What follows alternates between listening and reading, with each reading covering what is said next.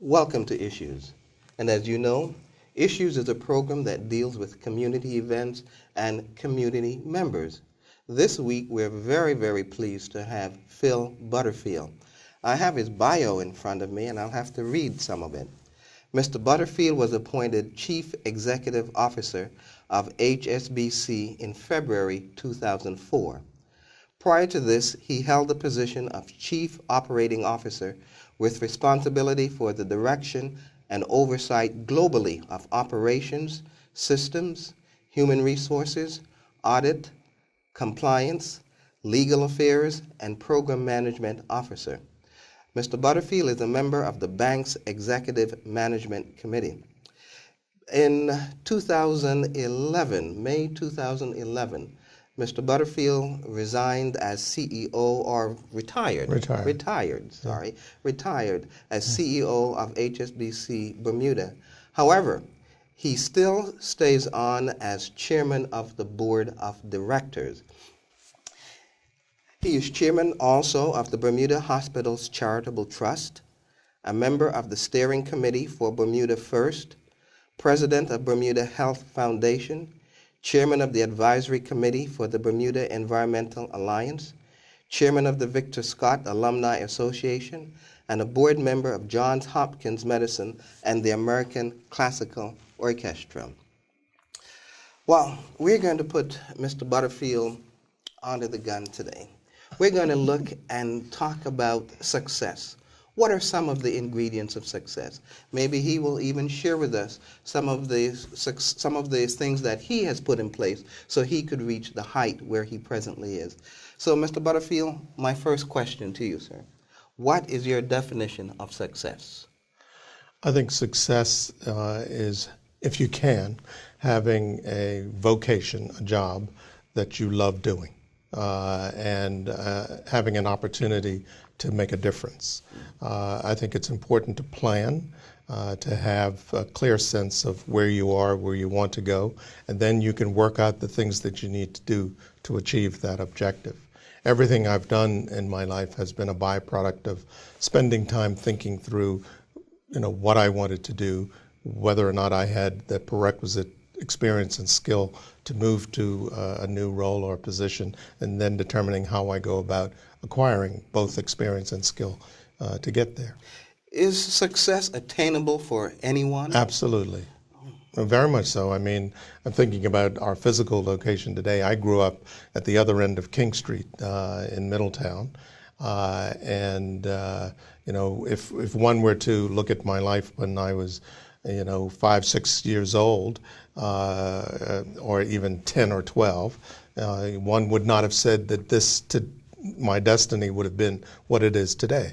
But I grew up in an environment where there was constant nurturing. Learning was important. Understanding that education is the principal, in my judgment, principal passport to a better life. And I think if you have that kind of guidance and direction, the sky is the limit. So listening to what you've just said, you weren't someone that was born with a silver spoon in their mouth. Far from it. I couldn't even spell silver. Everything I have achieved in life has been a byproduct of my individual effort and then my collective effort with my family. Wow. Now, what would you say was your greatest accomplishment during your tenure with HSBC as the CEO? Well, there's so many great stories. Obviously the transaction that resulted in our acquisition was a milestone. Getting the leadership role was a milestone, but building a team that was successful, I think, has to go down as one of the standout experiences. Also, the group of people that I had the pleasure of working with, I enjoyed coming to work every day. And interacting with my colleagues. And if there's anything that I miss in retirement, it's that everyday interaction with my colleagues. You mentioned building a team. One of the books I've read on leadership says that you need to get the right people on the bus. Yes, and in the right seats. And in the right, you've read the book, and absolutely. in the right seat. Now, how does one go about that? If you see someone is in the wrong seat, and even on the wrong bus. How do you get them off without creating an enemy? Right. Well, I said to my colleagues early on when I assumed management responsibility that when I came to work each day, I left those I love at home. And while there was some, strange faces, the point I was trying to make is that I'm serious when I come to work, and I've come to work.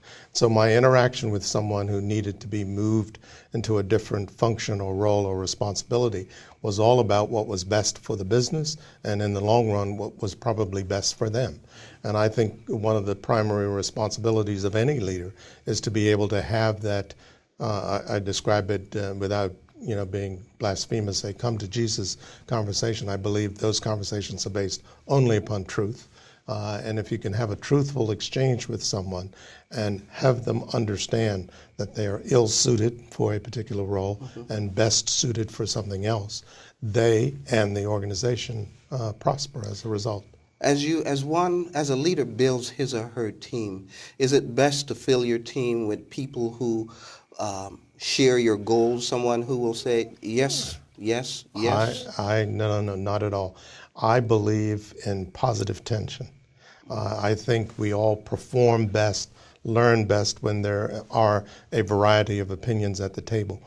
Having a bunch of people around you who agree with you and everything you might say is a sure recipe for failure, because you're not going to get the diversity of opinion that will allow you to make the most informed decisions. Decisions, in my judgment, are never perfect. All you can do is make the most informed judgment, and you need a diversity of point of view to get to that informed judgment. Now, and I love the dynamic tension of debating, my wife would say arguing, with people, because I think that's what brings out the best in all of us. We weren't put here to all sit around and agree with one another. We have free will, we have individual perspectives, and as long as we respect one another, I think a lot can be accomplished. As a leader, how does that leader determine when that debate, that argumentiveness, when it has gone too far and it's time to come out of that bus? That is one of the, I think, ultimate tests of leadership, which is how long does the debate go on before you get to the point of decision. And I think it's an intuitive, kind of experience, and you get better at it over time, and you just know, hey, look, I've heard the diversity of opinion, or I'd like one other point of view to be expressed, and then we're going to make our choice. But you do have to be assertive in that process. And definitely you have been very good at that to achieve the heights that you have achieved. Now, Mr. Butterfield, you're black, you're a Bermudian, and in the global sphere of things in terms of HSBC and some of your other jobs, it would be highly unlikely for you to get it. As we look at black Bermudians, is color significant in terms of them achieving success? I think no matter where you are in the world, color is a significant issue. To ignore it, I think one does so at their own peril. We do not live in a colorless society. I think we live in a society where it's important for all of us to respect one another, but we should accept that we all come to the table with a different set of experiences, both culturally, spiritually, whatever, and so we have to be open to receive input. I think it's critically important for any black person to be mindful of their blackness, to not take their blackness as a crutch, but to understand that, hey, your experience makes you a unique person, not deny it, and get on with understanding what the prerequisites for success are, because those prerequisites don't care about color. Have you seen Bermuda changed over the years in regards to how one looks at color? As I talk to young people, say 35 years and younger, many of them see Bermuda as colorless. But as I speak to those who are maybe 55 and 60, my generation, yes, mine too. Yes, they our generation. Yes, they see Bermuda as one of the most racist places that they can be. So, have you seen this change? Well, I've seen progress, but having grown up in Bermuda when it was totally segregated, I remind people that the first time I sat in a classroom with someone white was when I entered university. And I did say to the person sitting next to me, this is my first experience being in a learning environment with someone who looked like you, and they were like, where did you come from? And I'd say Bermuda, and they'd say, well, I've been to Bermuda, and I never quite understood that. And then it sort of became clear to me, how Bermuda itself had been managed. Now, even though that was my experience, it never influenced what I thought of myself or my capability. And I thank both my parents and everyone who taught me in school here, giving me the level of self-confidence to know that I can compete wherever I might be. But I do think that our history is our history, and we should not deny it. But I do see the issue of color as one of the remaining unresolved matters because we haven't had, the honest, open conversation. There are people who have proposed, forms of truth commissions, and I say the downside risk is not everybody's truth is the same. Do you see racial prejudice to the degree that it is today? Do you see things getting better racially? Yes. Absolutely. Yes, I see progress. I see, a greater willingness for people to work together.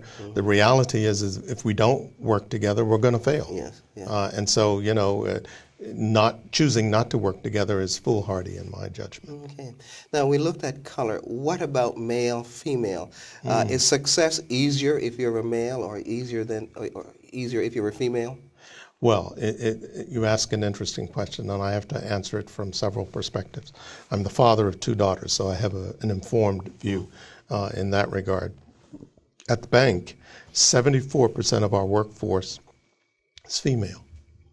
And I think it's because we've had a society, and this is not unique to Bermuda. I think across the planet, we've had a society that has had more success raising women than it has in raising men. And I don't claim to know the full answer for why that is the reality. But if you go to any institution of higher learning, you'll find, today, more, particularly amongst minorities, more women than you will find men.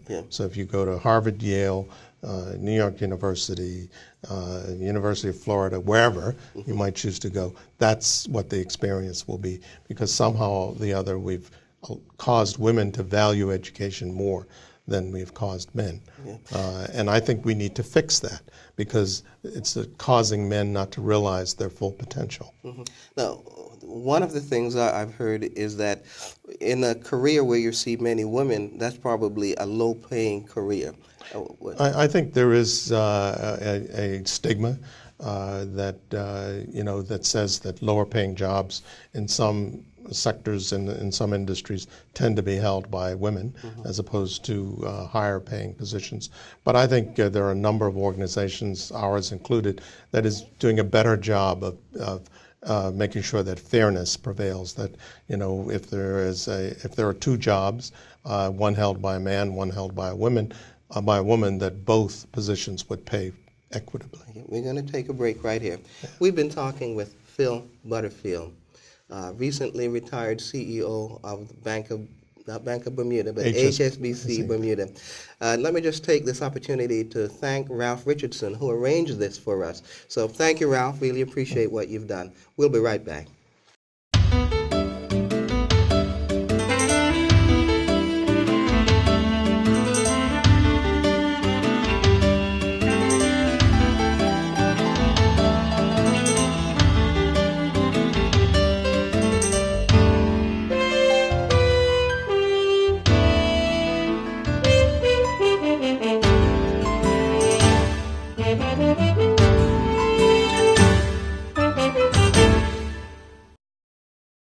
Welcome back to Issues, and we would truly like to hear from you. You can email us at issuesbda@yahoo.com. Once again, that's issuesbda@yahoo.com. This evening, it's been our privilege to have been talking with Phil Butterfield, recently retired CEO of HSBC Bermuda, and we've been getting a wealth of information from him. We looked at the role color plays in success. We also looked at male-female relationships in terms of achieving success, and we're going to continue our questioning now with Phil Butterfield. And again, thank you for being with us. Thank you very much. What role does education play in achieving success? I believe it is critical. I think in order to be successful, one has to become prepared. And gaining an education is a principal form of preparation. So I am a huge advocate of learning. I think life is about continuous learning. I used to say to my colleagues that if when you wake up in the morning you believe or think that there's nothing that you can learn that day, stay home. You know, don't come to work. Don't engage with other persons. Life is a continuous learning experience. Does everyone need to have a university education? No, no, because there are roles in our society that don't require, 4 years of university. But if that opportunity is available to you, I think it needs to be taken advantage of. Okay. I have a quote here from Bruce Lee, and I'd just like you to share your thoughts with me. Always be yourself, he says. Express yourself. Have faith in yourself. Do not go out and look for a successful personality and duplicate it.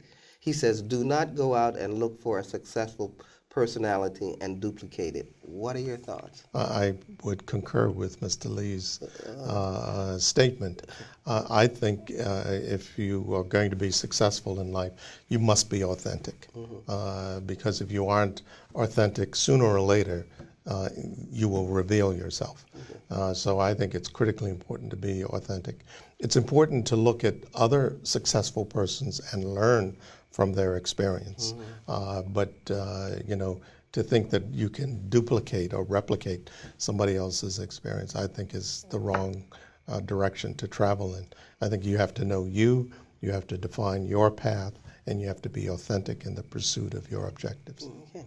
As a banker and businessman, what advice would you give Bermuda to help the island rise above its economic woes? And I can imagine even still...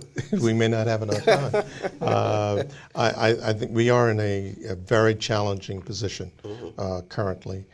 There is much work for all of us to do, but I believe if we would come together, meaning the various sectors of our community, whether it's government or the private sector, we need to agree on what our priorities are, agree the approach that we're going to take, and then get to work. The time is running out.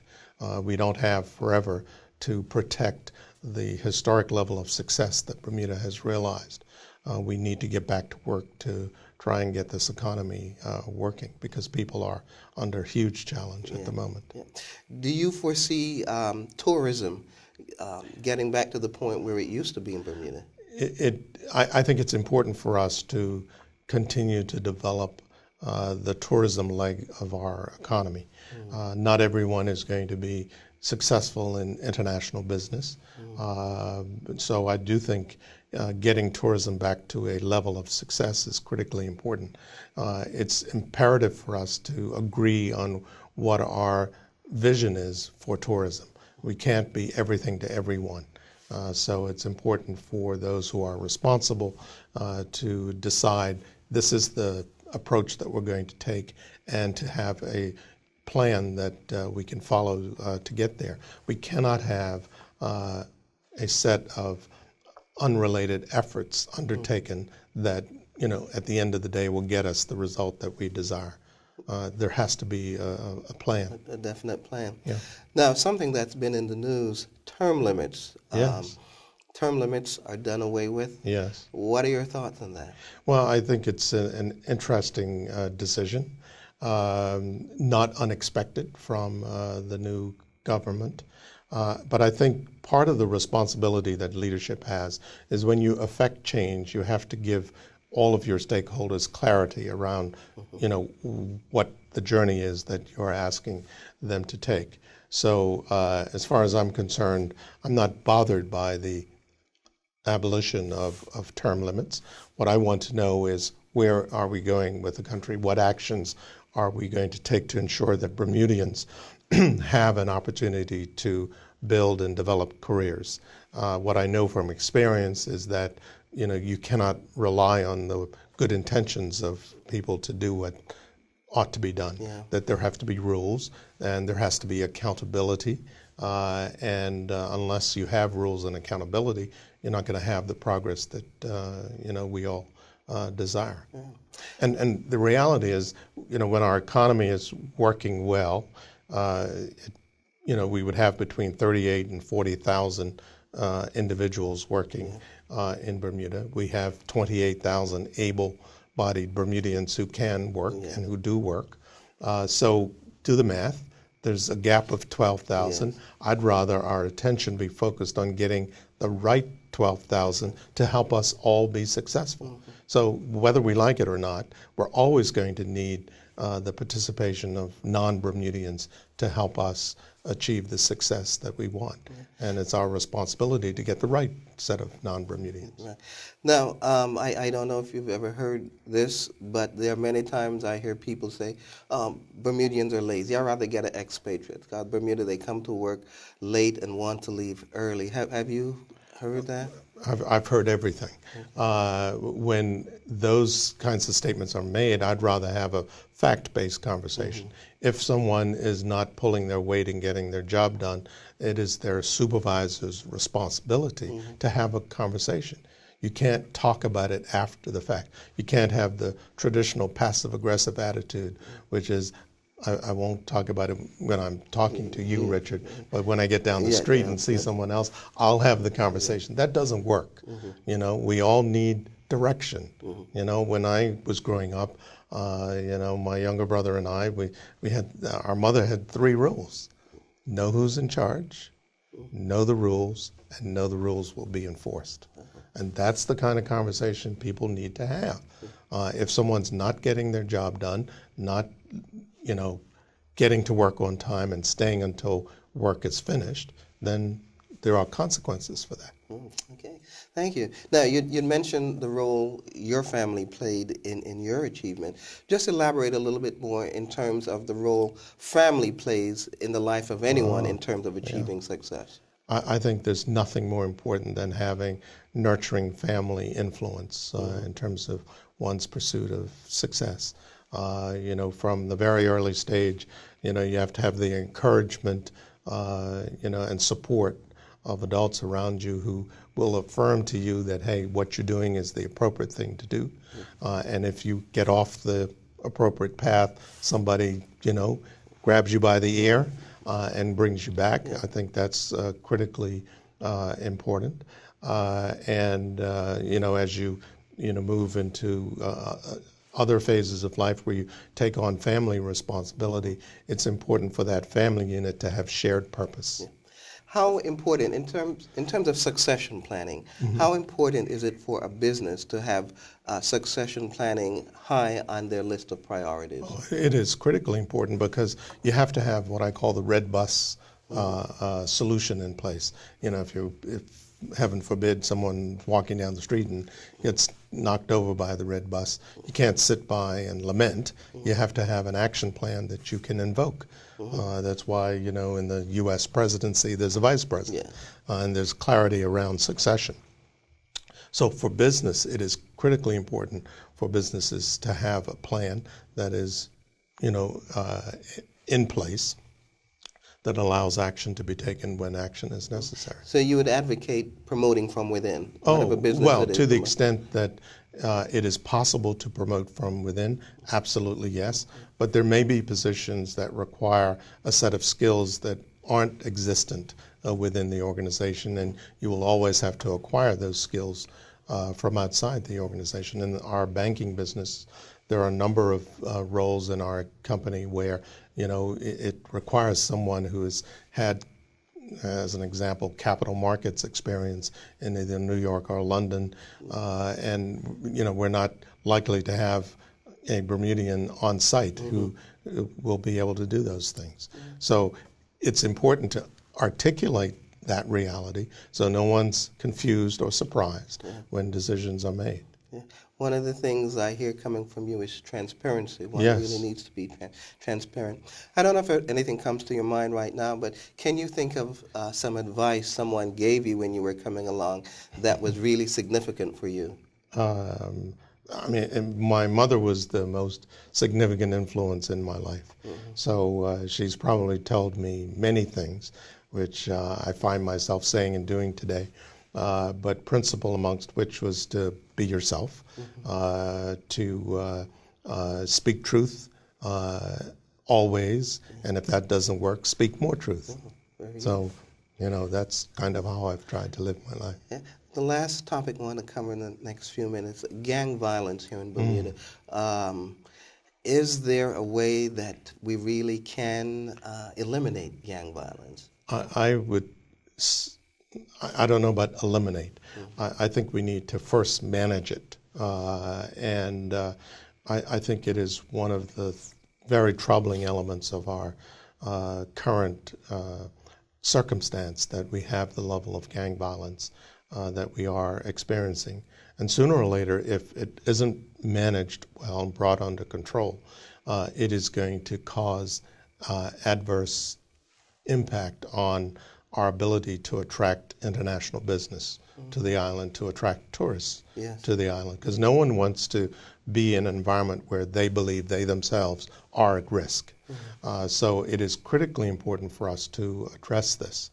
And if it requires a greater degree of community mobilization, then that's what we have to do. Those of us who are law-abiding, those of us who want to live in safe neighborhoods, I think we have to be more assertive. I think we have to combine the constituencies and stakeholders that are representative of government, business, church, community organizations. All of us have a stake in getting this issue resolved. And I have yet to see the degree of mobilization that I believe is necessary to make that happen. If government and others were to agree that it is perhaps one of the top priorities for the country, then we need to bring all of our resources to bear to fix it. In the next 30 seconds, do you see the economy and gang violence? Are there anything synonymous with those two? Yes, because to some extent the individuals who are engaged in that activity probably do not feel that they have an equitable share in this economy. So we have to have them embrace the possibility that they too can achieve economic success. And I think that is a key responsibility of leadership. Thank you. We want to thank Phil Butterfield for being with us, taking time out from his very busy schedule and sharing from his experience. And we wish him the best. We know that he is a continental traveler, Bermuda here and all over. So we look for you on Issues next week.